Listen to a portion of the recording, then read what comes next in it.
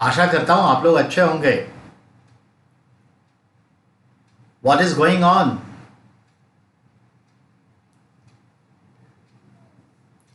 Now welcome to all. आज start करते हैं। जैसा कि मैंने आपसे कहा था कि आज मंगलवार और हिस्ट्री का ही क्लास है। तो हिस्ट्री के इस क्लास में हमारा जो टॉपिक है वो क्या है? मगध साम्राज्य, Magadh empire. As you know that, Magadh empire. ठीक है, इस टॉपिक को हम लोग शुरू करेंगे। बट उससे पहले एक छोटी सी जानकारी और थोड़ा अवेयरनेस दे देना चाहता हूँ। 50+ स्टूडेंट्स हमारे डिफरेंट कोर्सेस में एडमिशन ले चुके हैं। ये बड़ी अच्छी बात है और ये सब आपका विश्वास है। बस मेरा ये प्रयास है कि हमेशा हम आपके विश्वास पर खड़े उतरें और रिलेवेंट चीज़ों को ध्यान में रखते हुए आपको पढ़ाएं, आपस में डिस्कस करें, ताकि आपका जो एकेडमिक कैरियर है, जो आपका लाइवलीहुड का एक अच्छा खासा जरिया बनेगा, वो पूरा हो और आप समाज, परिवार, देश की सेवा कर सकें। जो कुछ भी हम पढ़ा रहे हैं उन सब का निचोड़ निकलेगा टेस्ट पेपर से, क्योंकि टेस्ट इन्हीं सब के आधारों पर बन रहा है। तो सभी कोर्सेज के बच्चों से हमने कहा है, आपसे भी कह रहा हूँ, कल हमने लेट नाइट रिक्वेस्ट भी आपको भेजा है कि जो कोई भी हमारे विद्यार्थीगण टेस्ट पेपर में अब तक एडमिशन नहीं लिए हैं, प्लीज़ आज से लेकर कल तक ले लें, ताकि 6 जून से आपका प्रॉपर टेस्ट का जो पैटर्न है वो आप टेस्ट देने की स्थिति में आ जाए। टेस्ट के लिए एक रूल है टेक्निकल टीम से बात होने पर कि मिनिमम 50 बच्चे चाहिए टेस्ट के लिए। ठीक है, तो आप 50 से ऊपर जा चुके हैं आप लोग अपने इस संस्थान से जुड़ के, तो प्लीज़ आप सबसे विशेष गुजारिश है कि आज नहीं तो कल तक आप सभी लोग टेस्ट का जो 149 का फ़ी है वो डायरेक्टली पेज पर जाके डिपॉजिट करके आप लोग टेस्ट में एडमिशन ले लीजिए। और हाँ, एडमिशन लेने के बाद स्क्रीनशॉट हमें व्हाट्सएप पर भेज दीजिए। प्लस वन थिंग, जो लोग एडमिशन ले चुके हैं उनके लिए ये बात नहीं है। ठीक है, चलिए, बहुत बहुत धन्यवाद आप लोगों का। क्लास शुरू करते हैं। ठीक है, तो आज की क्लास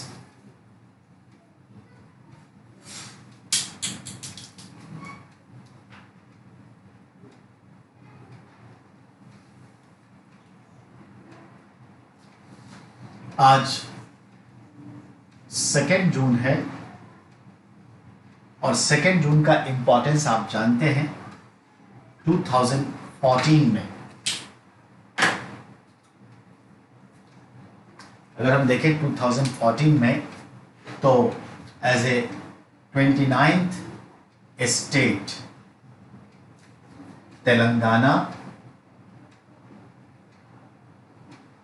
फॉर्म्ड। और कहां से सेपरेट हुआ था आपको मालूम ही है, सेपरेटेड फ्रॉम आंध्र प्रदेश, और ये भारत का 29वां राज्य बना। Latest state of India, it is Telangana, separated from Andhra Pradesh on 2 June 2014। It's capital is Hyderabad. ठीक है, और आंध्र प्रदेश की कैपिटल टेम्पररी वर हैदराबाद, परमानेंटली अमरावती। तो अमरावती में शिफ्ट हुआ है, पर हर चीज़ें शिफ्ट नहीं हुई हैं, तो दोनों कैपिटल से वो काम फिलहाल कर रहे हैं। So permanent is Amaravati, temporary is Hyderabad, capital of Andhra Pradesh. चलिए, तो तेलंगाना, चलिए 2 जून की ये बात 29 में से। अब हम आ जाए, हमारा जो टॉपिक है ये आपका जीएस फाउंडेशन क्लास, और हम लोग पढ़ रहे हैं हिस्ट्री। और हिस्ट्री में हमारा जो टॉपिक है,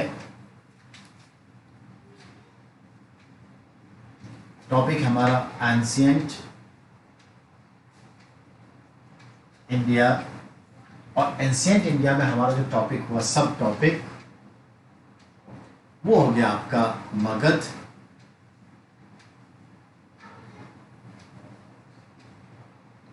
एम्पायर, मगध साम्राज्य, ये आपका है। मगध साम्राज्य को अगर हम समय के हिसाब से देखें तो 545, कहीं कहीं 44 लिखा होता है, आई मीन 544 BC, ठीक है। ये ऐसा होता है। से लेकर कहाँ तक इसको लेके जाया जाए तो याद रखिएगा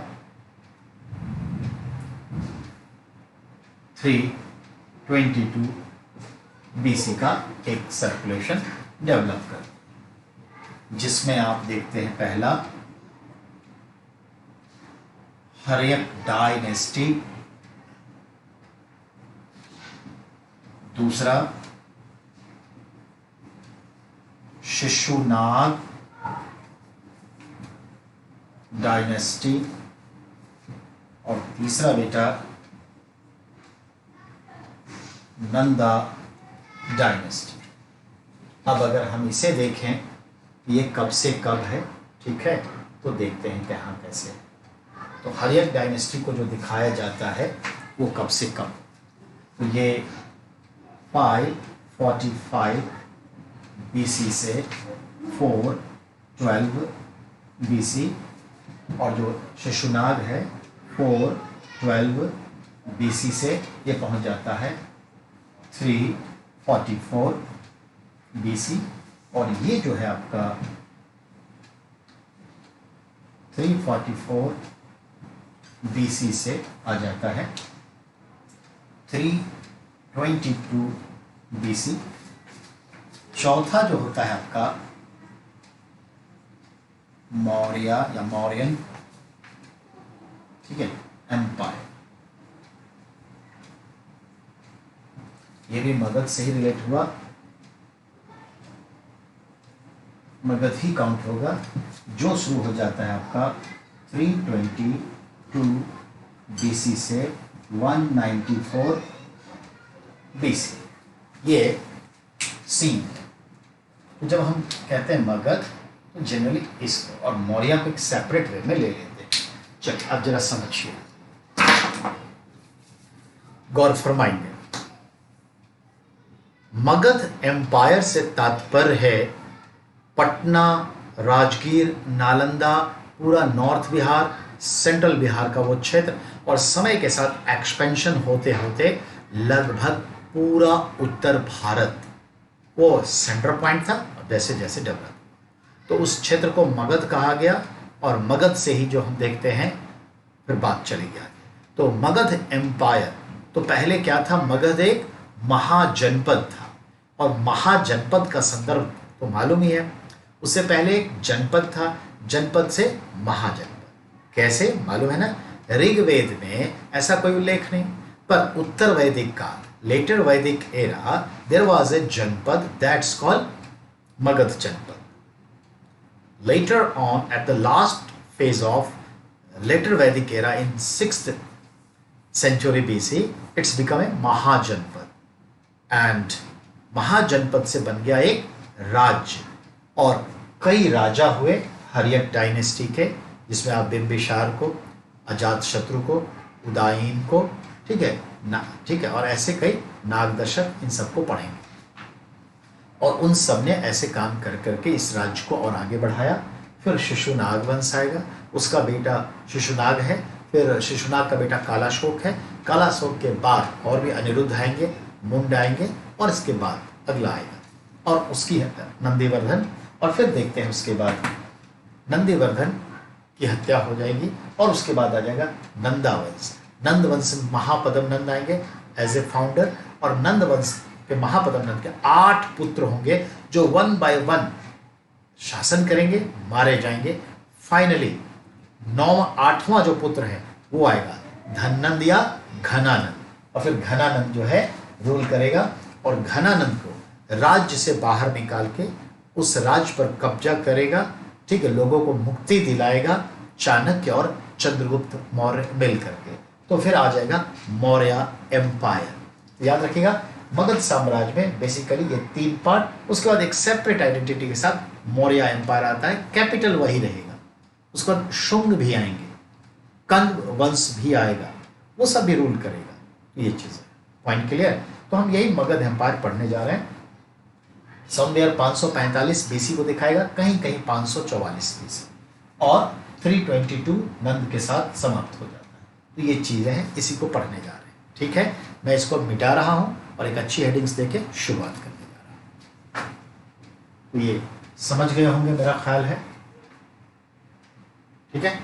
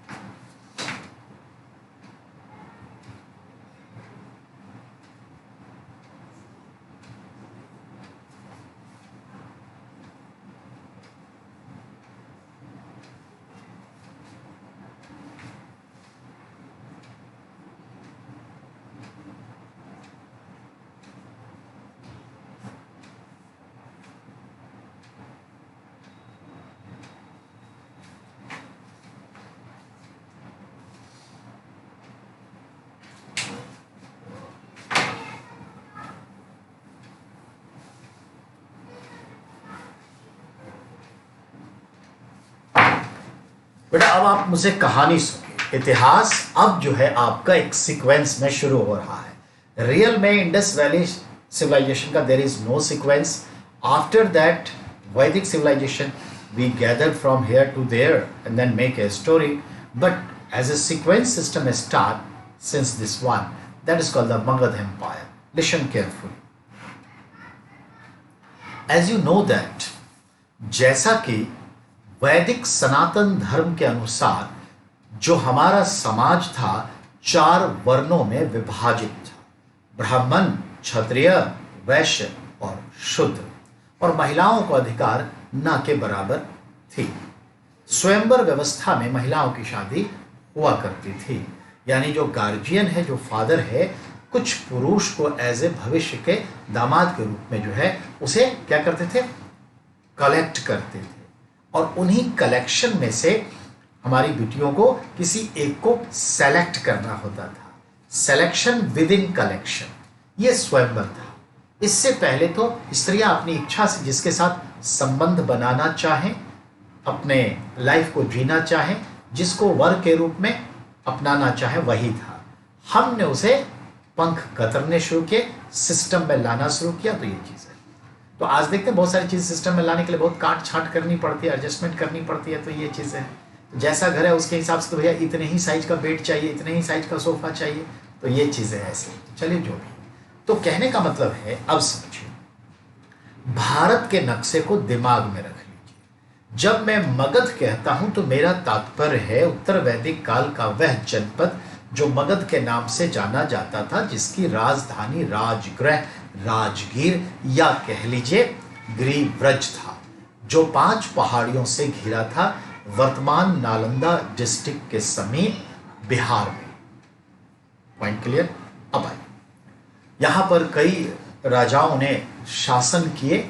मगध के राजा एक जरासंध था, उसने भी शासन किया, ये हम और आप जानते हैं। तो मगध का राजा जरासंध ने शासन किया, बहुत अच्छी बात है। इसके अलावे देखते हैं महीये नाम का शासक था, बालक नाम का शासक हुआ। समय के साथ इसी पीढ़ी में आगे चलकर एक नई डायनेस्टी डेवलप हो गई, जिसको कहते हैं हर्यक वंश, हर्यक डायनेस्टी। हर्यक डायनेस्टी का फाउंडर जो है वो है बिंबिसार। याद रहे, इतिहास में 2 शब्द कंफ्यूजन करते हैं, बिंबिसार और Bindusara.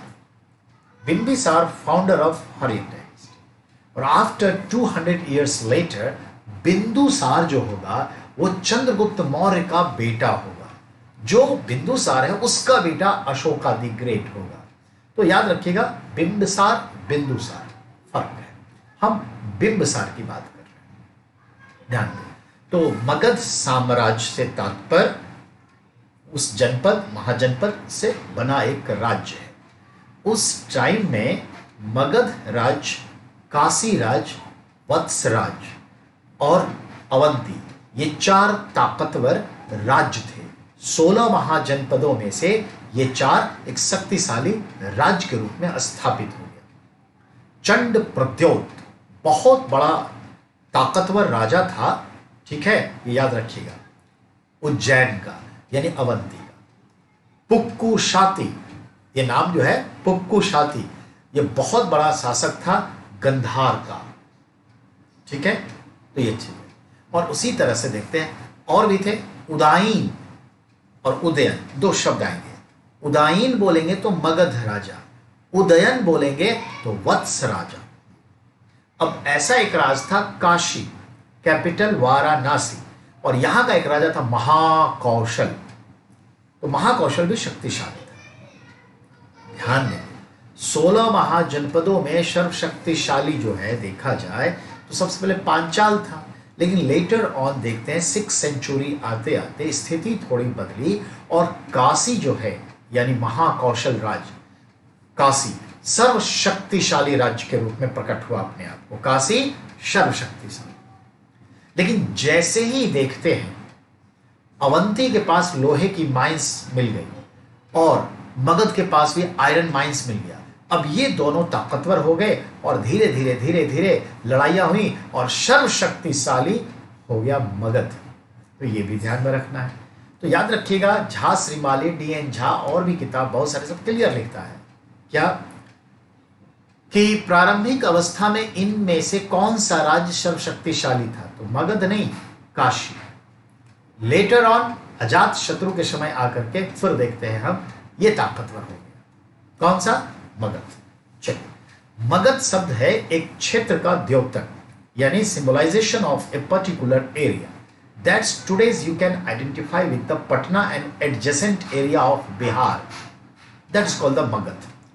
It's language was Magadhi, वहां का आज भी एक लोकल लैंग्वेज है जिसको क्या कहते हैं? मागधी। तो मगध से भाषा मागधी हुई। ये मगध क्षेत्र जो है आज मध्य गंगा घाटी में है, ठीक है, मिडिल गंगा के लास्ट फेज में। और गंगा के ये मगध, पाटलिपुत्र, पटना जो भी राजगीर है वो क्या है? साउथ में है। नॉर्थ में वज्जीशंख था, एक महाजनपद वज्जीशंख। तो ये ध्यान में रख लीजिए। अब आइए, मैंने पहले कहा कि मगध इतना ताकतवर क्यों बना, तो एक पर एक राजा हुए, शक्तिशाली, वैभवशाली, जोशीले, ताकतवर, युद्ध के लड़ने में निपुण। दूसरा, इनके पास जंगल, जंगल से लकड़ी, जंगल से हाथी और अच्छे खासे पोर्ट्स। धीरे धीरे देखेंगे कलिंग के ताम्रलिप्ति बंदरगाह आ जाएगा, पोर्ट्स डेवलप होंगे। और पॉपुलेशन, कृषि उपज, रेवेन्यू का सोर्स, माइनिंग, ये सब मिलकर के देखते हैं मगध को एक क्लाइमेक्स पर पहुंचा दिया। चलिए, अब इस मगध के संदर्भ में देखें, ये वही मगध है जो समय के साथ अंग महाजनपद को जीत कर मिला लेगा या अंग राज्य को मिला लेगा। यही है जो वज्जीशंख को पूरा का पूरा मर्ज कर देगा मगध में जीत करके। यही है जो काशी के राजा प्रसन्नजीत को हरा करके पूरा का पूरा काशी क्षेत्र को भी समय के साथ मिला लेगा। यही है जो अवंती से लड़ाई करके अवंती राज्य को यानी उज्जैन को मिला लेगा। यही है जो वत्स को मिला लेगा, वत्स यानी इलाहाबाद को मिला लेगा। और इस तरह से वो धीरे धीरे धीरे धीरे नॉर्थ वेस्ट के डायरेक्शन में यूपी, हरियाणा, दिल्ली, पंजाब तक पहुंच जाएगा। कहां? व्यास रिवर तक। और Vyas river that become the northern western border of Magadh empire. और उस व्यास नदी के उस पार लगभग छोटे बड़े 32-33 राज्य थे जो छोटे छोटे रिपब्लिक सिस्टम के थे, ठीक है। इन छोटे राज्यों में ताकत नहीं थी, आपस में भी लड़ते थे। और जब अलेक्जेंडर द ग्रेट का आक्रमण हुआ तो ये छोटे राज्य नहीं डट पाए। 3-3, 4-4 राज्य मिल करके भी लड़ाइयां लड़ी पर नहीं जीत पाए, हार गए। तो रिपब्लिक सिस्टम की जो कमजोरियां थी वो टूटकर सामने आ गई। तो इसीलिए डेमोक्रेसी फिर डेवलप हो गया। और उनमें 32 में से 3-4 ऐसे राज्य थे जिनकी रानियां थी, यानी महारानी थी, फीमेल रूलर थी। वो लोग भी लड़ी सिकंदर से, पर अंततः हार गए। तो सिकंदर ने उन 32 राज्यों को लगभग कब्जे में लिया और एक तरह से अधीन कर लिया। अधीनता मतलब चलो अब उतना तो नहीं डिक्टेटरशिप में रख सकते, तो चलो एक दोस्ती के अंदर में यू आर माई अंडर, थोड़ा बहुत नजराना देना, ना रूल करो। तो ये कर लिया। जैसे तक्षशिला का नाम सुना, पौरव राज का नाम सुना, नहीं तो ये चीज तो वो थी। तो ऐसे माहौल में बता रहा हूं। अब देखिए, जब मगध है तो मगध का राजा जो बिंबिसार है, उसका बेटा जो अजात शत्रु है, उसी समय बिंबिसार अजात शत्रु के समय ध्यान देंगे, चंड परदोत है उज्जैन में, ठीक है, उसी समय उदयन है वत्स में, उसी समय पुक्कुशाती है नॉर्थ वेस्ट में। तो ये ध्यान में रखना है। प्लस इसी समय गौतम बुद्ध हैं, महावीर स्वामी हैं, वैशाली का नगर प्रमुख चेटक जो रूलर है, वैशाली का यूरोपीय यूनियन का रूलर है, वो है आपका चेटक, जो महावीर स्वामी का मामा है। ठीक है ना। तो कहने का मतलब है, आम्रपाली का जो नाम सुना, जो बौद्ध धर्म की शिक्षा ग्रहण कर ली गौतम बुद्ध से शिक्षा पा करके, जो वैशाली की नगर वधु थी, आम्रपाली भी इसी समय की है। अजीत केश कंबली एक बहुत बड़े सन्यासी प्रवर्तक थे विचारधाराओं के। तो अजीत केश कंबली भी जो है, उन्होंने जो कहा था ना, जब तक जियो धृत पीवो, यानी उन्होंने कहा मृत्यु के बाद कुछ नहीं होता, आराम से जिंदगी जियो। तो ये सब थॉट्स दिए, जिसको कहते हैं नास्तिकवादी थॉट्स। तो ये चीजें हैं, एथिस्ट थॉट था। ध्यान में रखना है। अजीत केश कंबली भी थे। तो ऐसे ढेर सारे लोग थे उस जमाने की मैं बात करने जा रहा हूं। अब कहानी को आगे बढ़ा दीजिए। आप एटमॉस्फेयर समझ गए, समय समझ गए, 6th सेंचुरी BC है, ये ध्यान में रखना है। जब आप कहते हैं ना कि मगध एम्पायर 544, ऑलरेडी क्या हो गया, ये 6th सेंचुरी BC का शो हो गया। तो 6th सेंचुरी से लेकर के 4th सेंचुरी तक आ गया है, स्टार्ट 6th सेंचुरी से। तो सुनिए, मगध राज्य की राजधानी गिरिव्रज थी, जो आज राजगृह, राजगीर के नाम से जाना जाता है बिहार में। हम देखते हैं मगध राज्य का फाउंडर के तौर पर एक व्यक्ति है जिसका नाम है बिंबिसार। बिंबिसार क्षत्रिय वंश से था, क्षत्रिय कुल से था, वर्ण से था।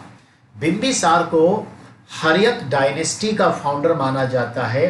बिंबिसार को मगध एम्पायर का, मगध राज्य का फाउंडर माना जाता है।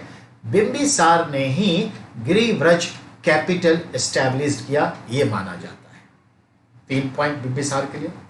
बिंबिसार के संदर्भ में कहा जाता है कि इसने कई शादियां की थी। इसकी 3 शादियों का खासकर जिक्र होता है। ठीक है, ध्यान रखें, 3 शादियों का। इन 3 शादियों के संदर्भ में ध्यान दें। एक शादी इसका जो था, कौशल राज्य के राजा महाकौशल की पुत्री कौशला देवी से था। कौशला देवी या महाकौशला देवी से। इस शादी में बिंबिसार को कौशल नरेश महाकौशल ने काशी वाला एरिया दहेज में दिया था। काशी, वाराणसी दहेज में दिया था। एक शादी क्लियर। इसी महाकौशल देवी से बिंबिसार को एक पुत्र प्राप्त हुआ जिसका नाम अजात शत्रु यानी अज्ञात शत्रु था। तो ये याद रखिएगा, अजात शत्रु। तीसरा, चलिए अब देखते हैं इसकी दूसरी शादी कहां है। तो इसकी दूसरी शादी मद्र देश, मद्र देश से तात्पर्य है झेलम नदी के पास। मद्र देश झेलम नदी के पास। तो मद्र देश में शादी हुई थी क्षेमा नाम की लड़की से। क्षेमा नाम की लड़की से मद्र। तो 2 शादी। तीसरी शादी का जिक्र है कि इसने जो है तीसरी शादी लिच्छवी गणराज्य में किया था। ठीक है, छलना नाम की एक स्त्री से। किससे? छलना नाम की स्त्री से एक शादी किया था। तो ये ध्यान में रखना। पर चलिए, वो छलना ऐसे क्यों है तो ध्यान देंगे। एक्चुअली शाक्य कबीले से गौतम बुद्ध बिलोंग करते थे। क्षत्रिय कबीला था और बिंबिसार की इच्छा थी कि हम क्षत्रिय कबीले में एक शादी हो, अच्छे घराने में। पर मगध के क्षत्रियों को वैशाली के या लिच्छवी गणराज के क्षत्रिय लोग अच्छे कुल खानदान का नहीं मानते। क्यों? व्रात क्षत्रिय कहलाते, क्योंकि आर्य समाज को बहुत बाद में इन लोगों ने अप्लाई किया और वो लोग प्योर आर्य थे।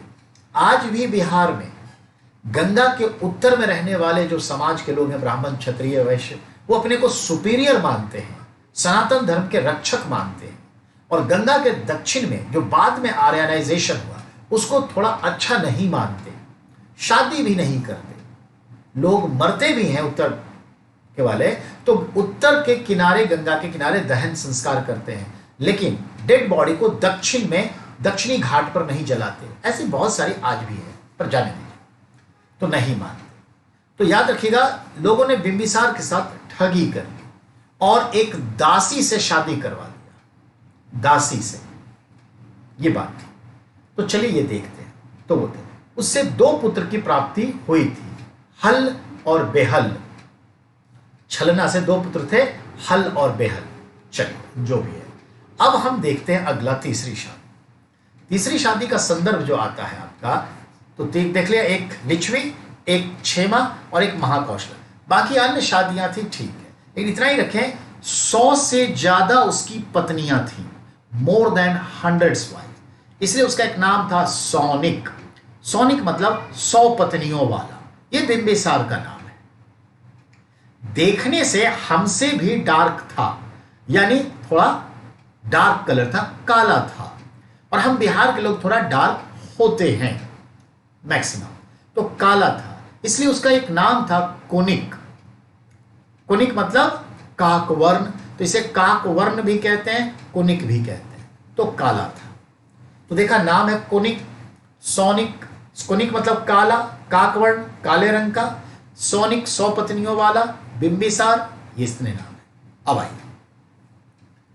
3 शादी का जिक्र हो गया। चलिए अब ध्यान रखना, अब अगला क्रम में आते हैं कि बिंबिसार जो है वह फाउंडर है और ग्रीवज राजधानी है। 544 ये मान के चलिए, 544 बीसी में इसने हर्यक डायनेस्टी, मगध एम्पायर की नींव रख दी। यानी आज से लगभग 2544 वर्ष ये थी।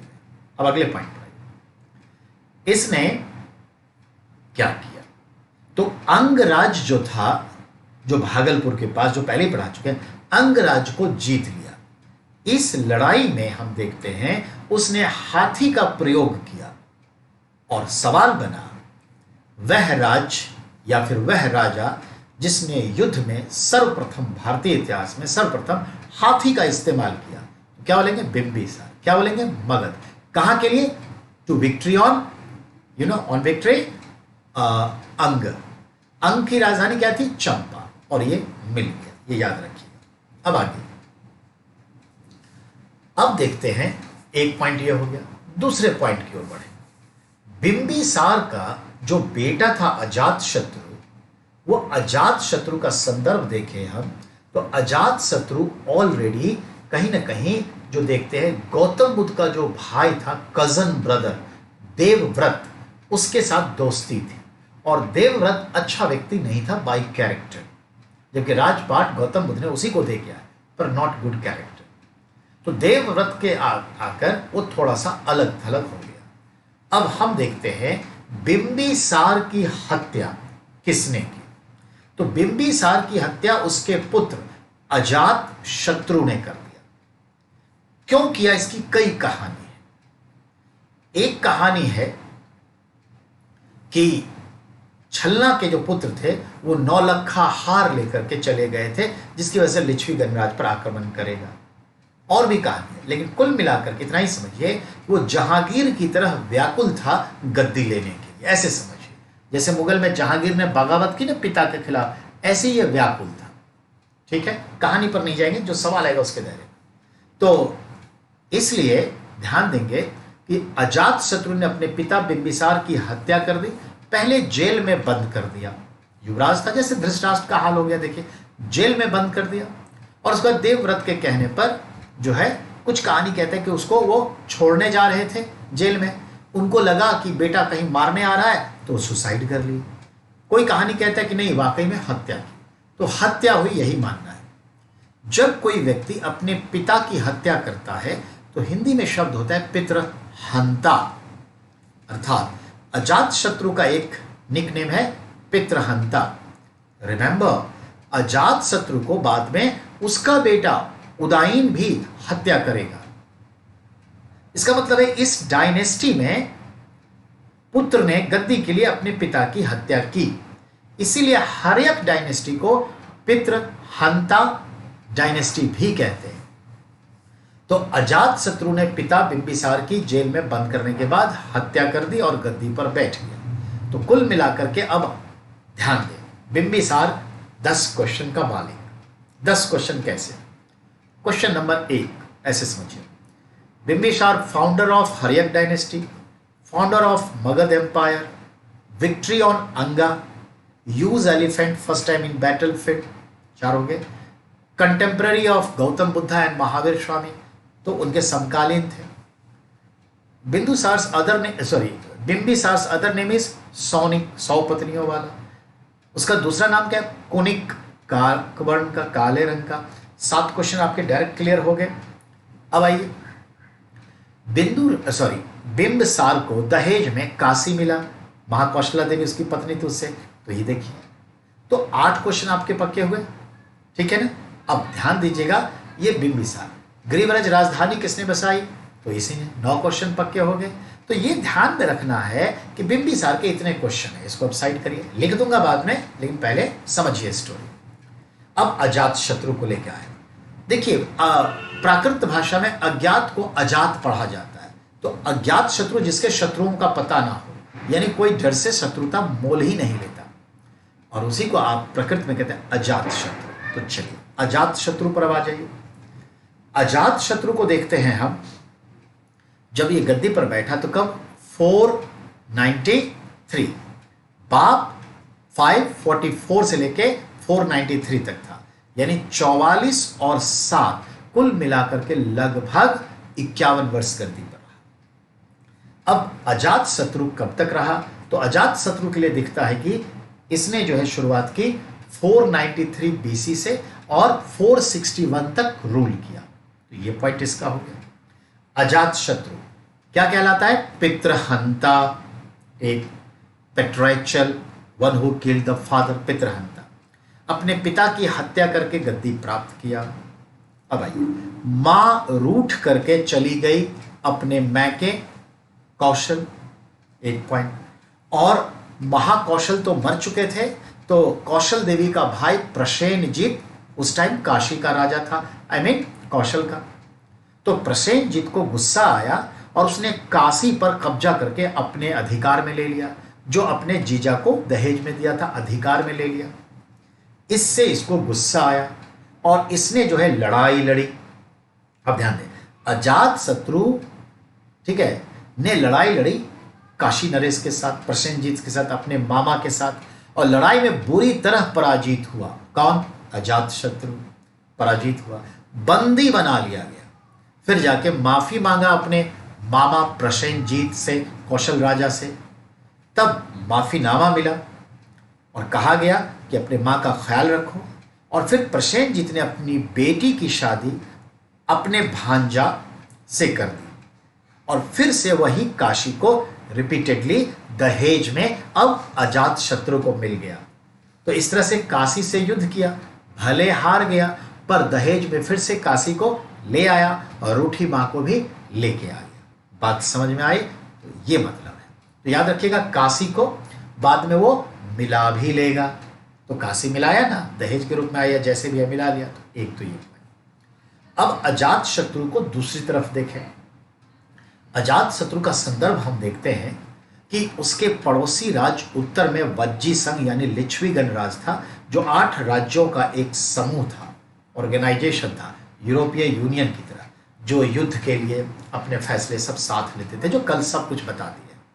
और वहाँ पर पानी के बंटवारे को लेके एक समस्या थी, गंगा के पानी, गंगा घाट पर व्यापार होते थे, वो एक समस्या बनी हुई थी कि इस व्यापार पर कब्जा करें। कहते हैं कि गोल्ड माइंस भी था वहाँ पर, उसको लेके एक समस्या थी कि कब्जा कैसे करें। तो व्यापार भी है, पानी भी है, गोल्ड माइंस भी है, ठीक है, ये सब चीजें हैं, और उपजाऊ भूमि भी है, और वॉरियर टाइप के लोग हैं, स्पार्टियंस की तरह ये जो है वैशाली लिच्छवी गणराज्य के लोग हुआ करते थे। आज ये मुजफ्फरपुर वैशाली का क्षेत्र दरभंगा सीतामढ़ी का क्षेत्र है और नेपाल के तराई तक चला जाता है। इस पर कब्जा करने के लिए इसने सोचा। तो कहते हैं कि उसने मुलाकात की गौतम बुद्ध से, अजातशत्रु ने, और मुलाकात करके राय मांगी कि कैसे लिच्छवियों को। तो गौतम बुद्ध ने क्या कहा इनडायरेक्टली वो सुनिए। गौतम बुद्ध ने कहा लिच्छवियों को तब तक पराजित नहीं कर सकते जब तक वहां ये सब चीजें अगर चल रही हो। तो क्या सभी फैसले सभा समितियों में लिए जा रहे हों, सभा समिति की बैठक नियमित रूप से होती हो, सभी सदस्य उपस्थित होते हो, एक राय से सारी समस्याओं का हल लागू होता हो, सभी धर्मों को आदर करते हो, सभी धर्मावलंबियों को आने जाने पर कोई रोक टोक नहीं है, महिलाओं के साथ छेड़छाड़ ना करते हो, जबरदस्ती ना करते हो, महिलाओं की इज्जत करते हो, ठीक है ना। ऐसे बहुत सारी बात बताए कि अगर ऐसा वहां है तो समझिए उनमें यूनिटी बनी हुई है, और अगर नहीं है तो यूनिटी नहीं है। यानी जब तक यूनिटी है आप, लिबर्टी है, आप जीत नहीं सकते किसी को। जिस दिन आपस में फूट पड़ गई, स्प्लिटिंग हो गई, उस दिन वो कमजोर पड़ जाएगा, आप जीत सकते हैं। ये बात गौतम बुद्ध ने इनडायरेक्टली कही। तो अब देखिए अजातशत्रु ने क्या किया। अजातशत्रु ने अपने मंत्री सुबधु और अपने गुप्तचर प्रधान वशस्कर को वैशाली भेज दिया, और कुछ लोगों दूतों को भेज दिया कि इन 8 राज्यों के भीतर शाक्य, ज्ञात्रिक, लिच्छवी, वैशाली, मल्ल भी थे, और कुशिनारा, ये सब जगह था। तो इन सब को कह दिया गया कि आपस में इन लोगों में भेद पैदा करो। 14 वर्ष 14 ईयर्स लग गए भेद पैदा करने में, और आखिरी के 2 वर्ष में इन्होंने लूट लिया, बर्बाद कर दिया और अपने राज्य का हिस्सा बना लिया। जरा गौर फरमाइए, अजातशत्रु ने वशस्कर नाम के अपने गुप्तचर प्रधान और सुबधु नाम के मंत्री को भेजा था लिच्छवी में फूट डालने के लिए, और 14 वर्ष में फूट पड़ गई आपस में। तब अगले 2 वर्षों में युद्ध की तैयारी करके अजातशत्रु ने युद्ध को जीत लिया। लेकिन अब युद्ध को जीतने से पहले क्या करेगा समझिए। अजातशत्रु ने इस युद्ध को जीतने के संदर्भ में इसने गंगा नदी के किनारे पाटली ग्राम नाम का एक सैनिक छावनी स्थापित किया। Ajatashatru established cantonment bank of Ganga known Patligram. This is known Patliputra today. Pataligram नाम का सैनिक छावनी बसाया ये अजातशत्रु, और वहीं से संचालन किया युद्ध का, क्योंकि ग्रीवर से संचालन नहीं हो सकता रिमोट से। बाद में मराठों ने पुणे से संचालन किया, the third battle of Panipat, हार गए।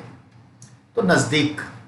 अब आइए अगले पॉइंट पर ध्यान दें। अब क्या होता है, अजातशत्रु ने 2 नए युद्धास्त्र का प्रयोग किया, निर्माण किया। ये 2 नए युद्धास्त्र जो थे अजातशत्रु के, एक था रथमूषल। जो रथमूषल होता था उसमें नाइफ्स, रथ में चाकू लगे होते थे, बाहुबली के भल्लाल देव की तरह, गाजर मूली की तरह लोग कटते चले जाएंगे। और दूसरा महाशिला कंटक, जो अमरेंद्र बाहुबली के हथियार की तरह, जो बड़े बड़े पत्थरों को फेंकने वाले मशीन है।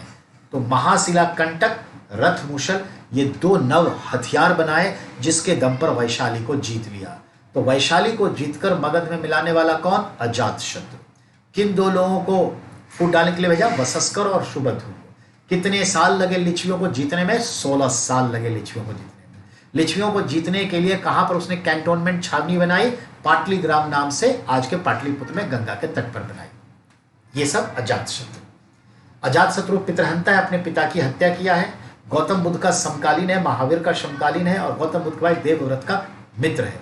ठीक है, काशी को जीता, अजातशत्रु पितृहंता कहलाया। अब आइए अजातशत्रु का संदर्भ, ये इंपॉर्टेंट क्वेश्चन। अब आइए, जब अजातशत्रु शासन कर रहा था 493 से 461 बीसी के बीच, उसी समय गौतम बुद्ध की मृत्यु हुई, यानी महापरिनिर्वाण 483 में गौतम बुद्ध पास्ट अवे, महापरिनिर्वाण, मोक्ष, महामोक्ष मिल गया, तो मृत्यु हुई। अब सवाल यही पूछता है ना, गौतम बुद्ध की मृत्यु के समय मगध का राजा कौन? अजातशत्रु। गौतम बुद्ध को महानिर्वाण प्राप्ति हुई किसके समय? अजातशत्रु। कब? 483 बीसी। ठीक है, चलिए। अब गौतम बुद्ध तो शाक्य कबीले से थे, उनके मरने पर उन्हें जलाने के बाद उनके जो भस्म थे, अस्म थे, फूल जिसे कहते हैं, वो 8 भागों में बट गया और लिच्छवी गणराज के 8 राजा ने उसे ले लिया और सभी ने 8 स्तूप बना दिए।